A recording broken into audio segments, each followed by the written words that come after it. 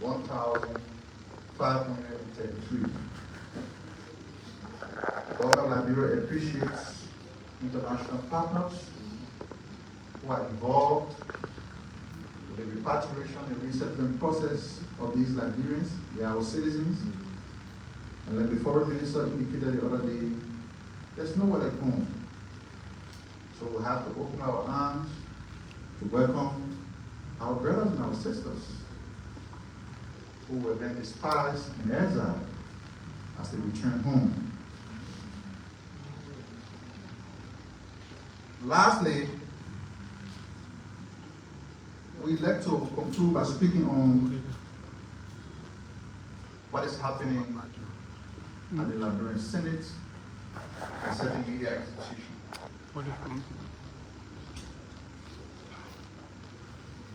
It is what we call cheap propaganda. Yesterday, the minister described it as nasty propaganda, but it's very cheap. The Liberian Senate has clarified that contrary to media reports, on a 4-day retreat during the weekend,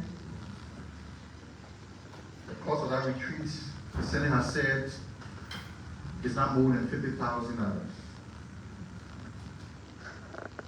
And we have to realize and also recognize that the decentralization of government activities is a good thing for the country and for the local economy. The $50,000 budget covered 4 days accommodation for all attendees, rental of conference facility, catering services, daily subsistence allowance for Senate staffers, excluding senators, transportation services, secretarial services, and security engagement. The leadership of the Senate unequivocally states that the retreat expenses were prudently managed and did not exceed the specified budget of $50,000. The Senate therefore challenges any individual or media entity in possession of credible evidence to the contrary to come forward with that information.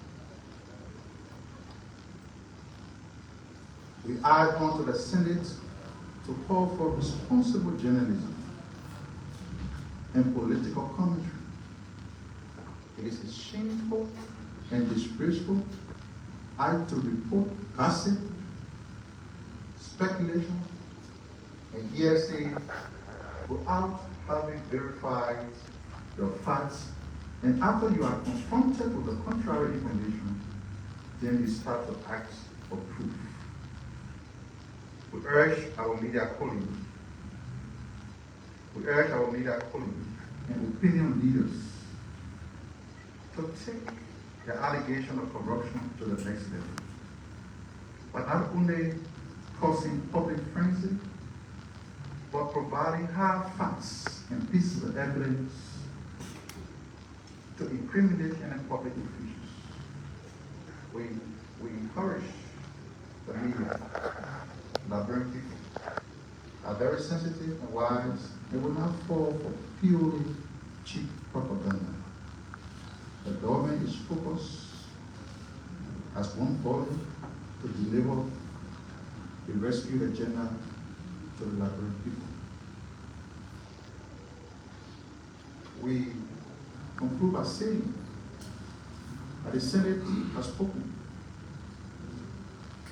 Anybody who thinks that $60,700,000, $450,000 was expended on the retreat, you have to come forward with your evidence. We need to sanitize the public discourse so that individuals who are disguised as advocates cannot just make sweeping statements. The media landscape has to be sanitized also. And know that not every talk show host is a journalist. But you journalists have to be concerned about people who are talk show hosts, who tend to denigrate and bastardize the profession. We respect the work of the media.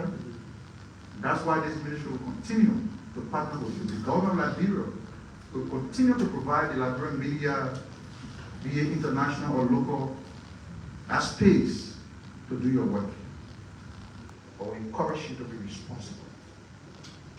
Responsible in what you disseminate. Our society has a listening culture.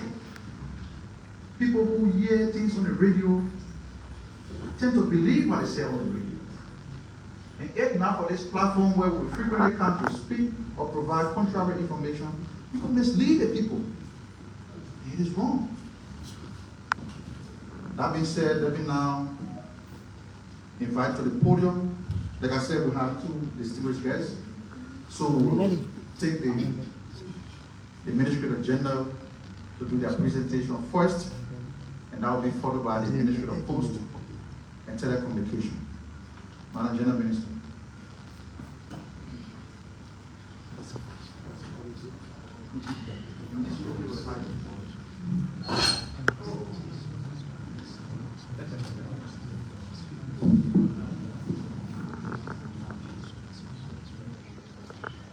Good afternoon, and I'd like to begin by just thanking the Ministry of Information for affording me the opportunity to come and speak to the Liberian people, especially our women. I'm grateful to be on your platform, and I hope that my being here will be more useful to the people of Liberia, particularly the women. So again, I'd like to say thank you, Ministry of Information, for having me. So I want to believe we all know what the Ministry of Gender, Children and Social Protection is mandated to do. And core to our function is to promote the protection, empowerment of women and girls, as well as our vulnerable population. And to also ensure that gender and the concerns around women, mainstream programs, plans, and different levels of national programs implementation. So having said that, I'd like to get to business. My team and myself, and before I can even start, I'd like to say thank you to the team at the Ministry of Gender, Children and Social Protection. I do have a dynamic team, and I'm grateful for the kind of team that I have. I'm standing here to represent them because the work I'm going to be talking to you about is not done by me as head of entity alone. So I come here to represent the work that we've done together as a team. And so I also like to just register that and also acknowledge the commitment and bring to the work that we do. So we took over the Ministry of Gender, Children and Social Protection on February 13. So we pretty much over 3 going to 4 months now. And graciously, we've been able, since we took over, to conduct personnel skills assessment, which was done by the Governance Commission. We completed that, and the report is still pending to be submitted to us by the GC. So I also want to use this platform to say thank you to the Governance Commission for coming forward to support us. We also conducted different layers of assessment and audits as well, because it's normal and usual for any administrators when we take over an entity to know what is that they are inheriting. So we asked the internal audit to come in and support us. And so that process is still ongoing. Hopefully it will be submitted to us their report. Since we took over, we've had the opportunity with support from some of our projects and partners to conduct a county tour. At the moment, we've completed 10 counties already, and the entire tour was intended or is intended because we went to the county or are going to the county and having different layers of meeting because we want to appreciate the existing condition that we have at the county level with our ministry. So we go to the county and have conversation with our team there. We also visit hospitals, different facilities that do have the one-stop center where survivors of rapes are carried. And the only reason why we want to see the existing condition is because we want to know and appreciate what is it that's there. Some of the centers don't have medication for the people that are taken there, and we think all of those will inform our planning processes. We also take keen interest in talking to county attorneys. We also talk to different partners, local partners, that support the work that we do at the county level. And we have conversations with them to see how we strengthen the work that we do to support our communities. We also visit our safe homes as well. The safe home is a place where we take people that have been abused, and so we provide them psychosocial support.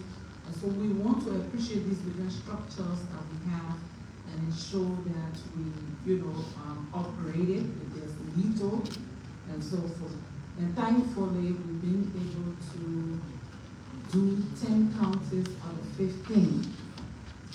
We were also opportune to do retreat at the ministry, and someone would ask, why do you want to talk about a retreat?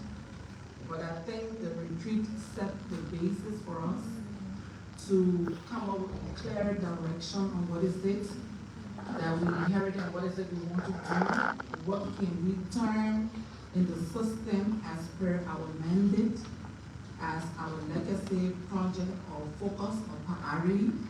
And so that retreat brought together all the technicians at the ministry alongside with the political appointees, and we did a SWOT analysis. I want to believe most of us will know what SWOT analysis is, but for the purpose of the public, we at that retreat identified our strength as a ministry and our opportunity that we have that we can tap on to do more. And we also were looking at our weaknesses as well. So what is it that we see as a weakness that we're able to improve on and improve the work that we have to do? And I also talked about the opportunity and of course the threat. So usually in programming, when we talk about strength, we talk about weakness, it has to do with us as an entity. And then when we're looking at opportunity and looking at threat, is what we have upside that we can tap into. So we were able to sit and do the reality check and say, okay, internally, this is our strength, these are our weaknesses if there were more than one. And then we say out there we have opportunities and these would be the threat. And so how then can we, bring the two together and be able to design programs and move the ministry forward. Then in that retreat too, we were able to identify our priority areas and say, okay, in this year we can do X, Y, and Z. And what we did that was very interesting at that place was to do the SMART analysis of our plan. Is this plan ready? Specific? Is it measurable? Is it achievable this year? Is it realistic that we can do it? Can we set a time if we say this year is what we want to do this and that? Can we ready? Is it smart enough for us to do this?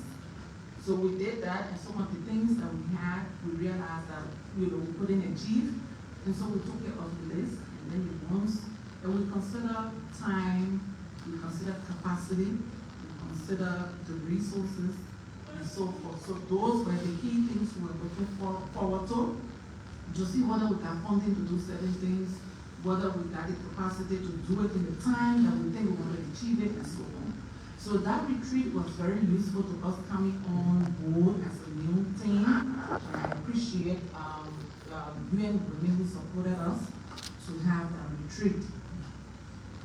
And this is something that always affected the work at the Ministry of Gender, especially when it comes to supporting our survivors, those who've been abused, our women and girls, our boys that are being abused.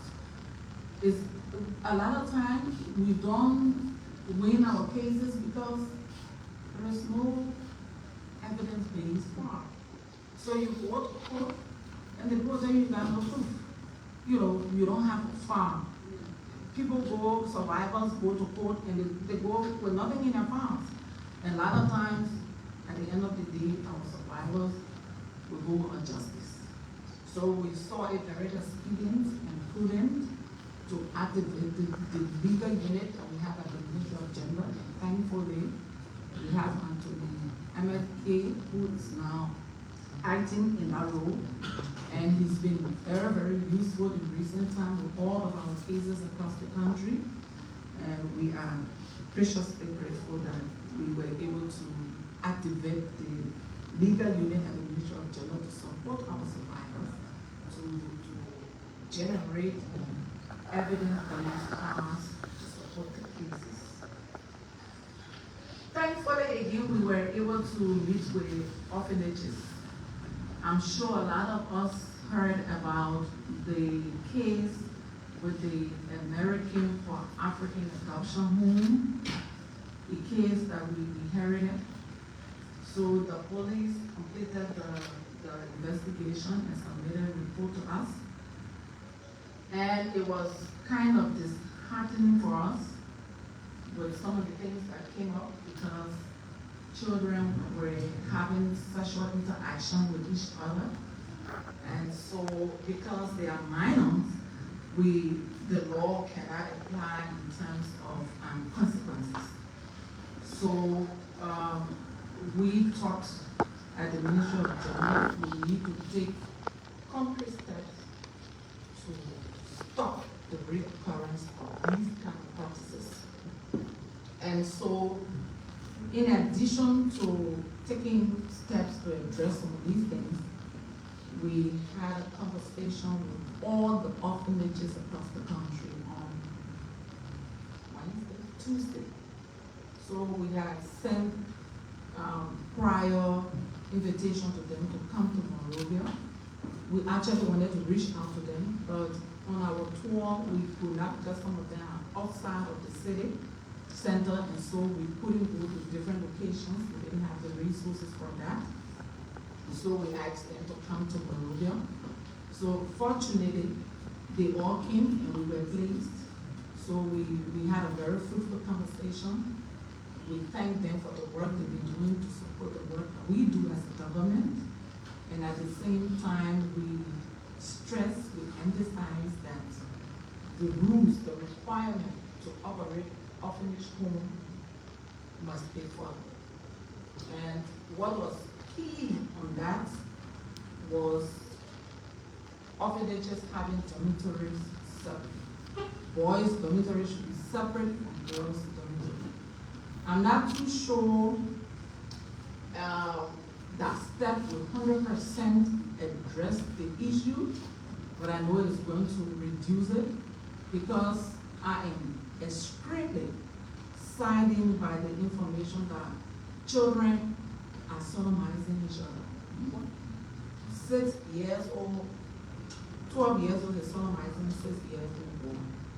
And it's so prominent, especially in my county. Just from talking to the partners in my county, the same thing is all over. And I'm like, where is this coming from among children? Is it socialization? Is it a gadget? Where is it coming from?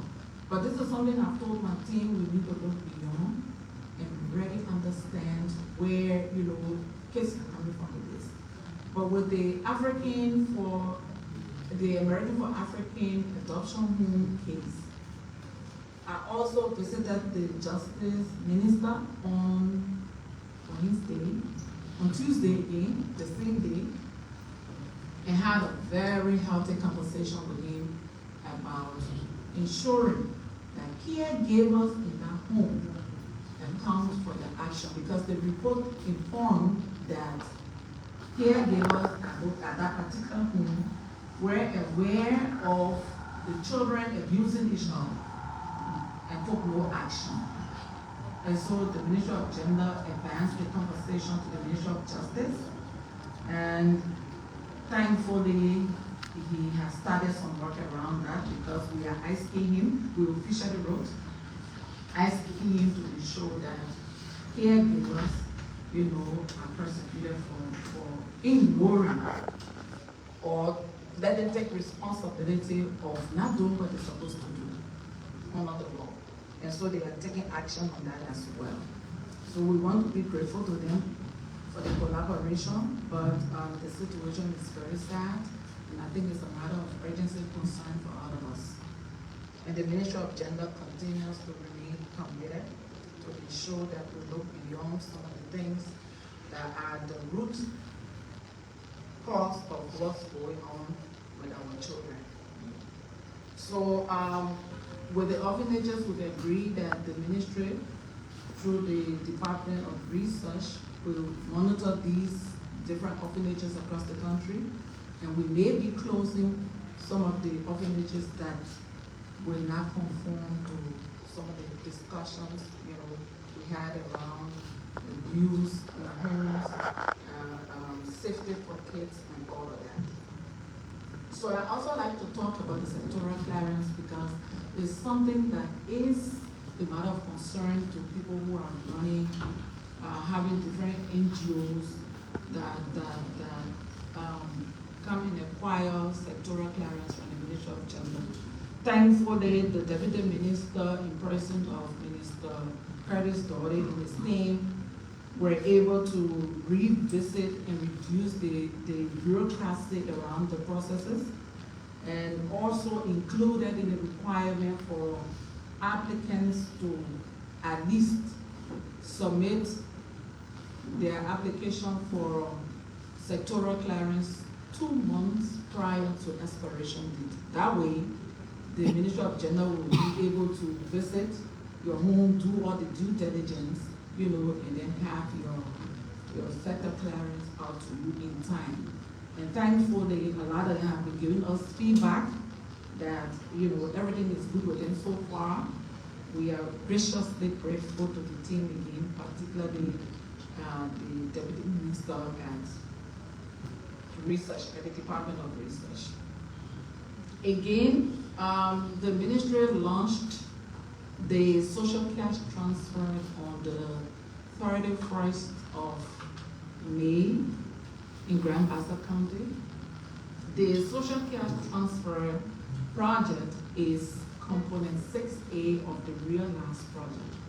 And the Real Last project is intended to reduce poverty for the sake of the public, to reduce poverty or improve the livelihood of the poorest of the poorest, maybe the character of the poorest of people in our society. So, and component 6A is with the Ministry of Gender, and so we were able to launch we were able to transfer the first cash to our community, to one of our communities in Grand Bassa County. And the social cash transfer is $60 million, and it ends in 2025, and there are 4 counties going to be benefiting. Grand Bassa County is one county, River G, River S, and Grand Brook County. And so our team is out right now in the Southeast, doing the registry, trying to register all the beneficiaries before we bring them home. So the process is like you go first and identify the community based on the study that was done, and then you sit with household and have a conversation with them. The people who handle the money, who receive the money, are the female caregiver, responsible female caregiver in the family. So it's a family thing, it's not a person thing. So the team goes to the field and then they have conversation with the family. So you have the children, you have the husband, and you have the wife. You bring everybody together as a family. And then you try to hold a discussion on who should manage the fund and what is it you're going to do with that money. So the family plans for the money, and then the most responsible female, it will be the oldest daughter, it will be the wife, to receive that money. So what we also do in the project is to give them their national identification card. So the project is responsible to issue each of them the card. We pay for it. And then we also buy them the phone and register it with the same. So Lone Star goes to the field, sit there in the community, and register each household, using the phone. And we give the phone to them. And then the time and season comes, you just receive the money there. But the discussion among the family is now because we are careful not to create family problems, and so the whole issue of educating them on the use of the money and making them to know that the money belongs to the household, to the family, and so the family should make the decision around what the money should be used for. And that's the procedure. We started with Grand Bassa County. The team is out in this office, like I said earlier, to continue to roll out the social cash transfer of the Realize project, component 6A. So those are the things we've done, and things still ongoing. The street children. When we talk over, particularly the president has expressed grave concern around people with disability in the streets, children studying in the streets, and so forth. And the Ministry of Gender team considers this as a matter of urgency. And I was saying the other day to a group of colleagues that if you just drive in the streets, you see it. And if it does not become a matter of concern to us now, because this is the future generation, we just may not have a future to look up to. And so the ministry decided to pay attention to the street children's situation. Thankfully, UNICEF, our partner, helped us. They did a study on this, and it informs us on what the issues are. And it would interest you to know that these children on the street are in 3 categories.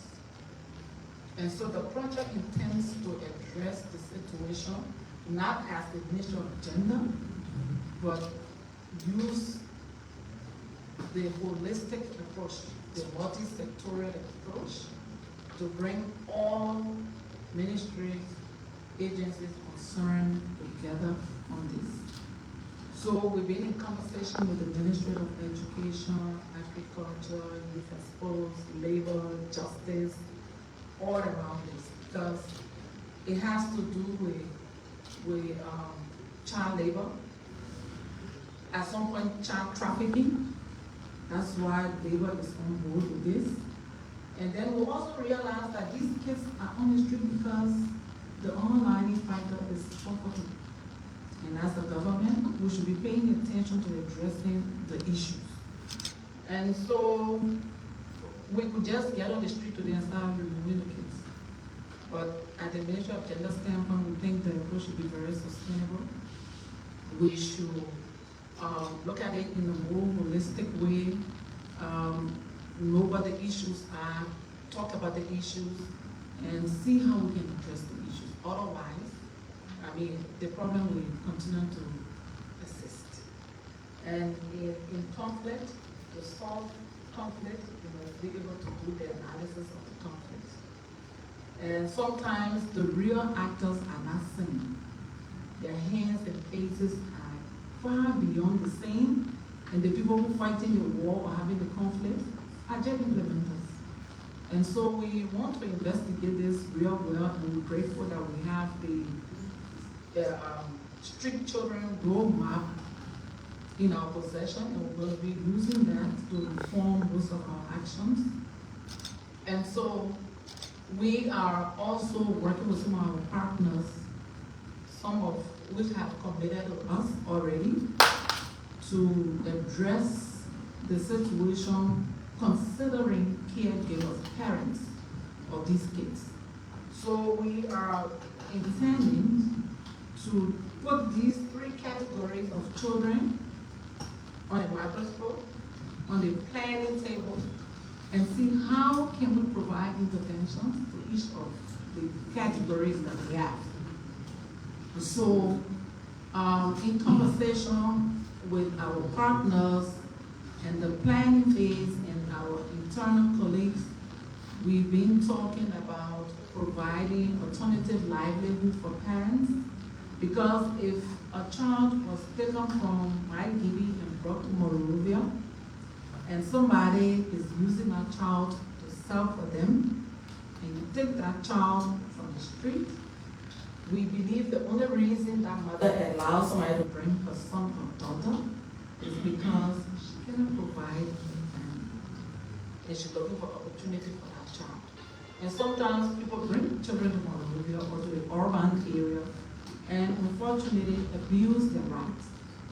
And so we intend to look at it using our broad lenses. And if we take a child from the street, the intent is we first of all sort the children up, I understand, sort them up, and then some of them will need to be reunited with their parents. So we'll do that reunification. At the same time, be able to support the family, to see how either we support in agricultural activities or establish a small business for them, and then follow through with them, develop the business plans, support them, show that, and we also have them enrolled in school. There where the Ministry of Education comes. So education will take responsibility. Some of our partners too will take responsibility to support us, to enroll them in school, to do everything, pay the school fees, buy the books, and so on. The Ministry of Education will play that role in conversation with them. Those of them who have passed school-going age, former school-going age, maybe 12 years old, and leave on school at all, we probably will turn it, or you can fit in a category where we submit you to the Ministry of Defense Force to enroll them in the TVET program. And then the Ministry of Justice, the Ministry of Labor, is there to ensure that when these kids leave the streets, we don't see them back again. The other day we were talking about the mining areas, they are there in numbers. And so we have a long range of conversation with the different actors to ensure that, we don't start something and it's not sustainable. So the conversation is still going on, and it is our hope that when we conclude the conversation, we're going to launch this thing, and we'll come back to the public to inform them, because this is not a government thing, it is Liberia's thing, it is Liberia's business, and we think that we all need to join together to save the future of Liberia. And these kids are the future of Liberia. So it's still a work in progress. We're having conversation with different stakeholders around this. And I also want to say here that we do not intend to launch this project, and after 2 days, you will not see children on the streets again. That's not the impression I'm creating here. This is a long journey, and I think the ministry wants, it is our hope that we will see a sustainable impact on established exercise. Is in the process of establishing something we call the GSIU, the Gender gender and social inclusion unit in all ministries and agencies, all marks, as well as in the private sector. And this gender and social be able to work with the institutions to provide a safe space for female employees. We know that there are a lot of abuses going on in institutions around the country.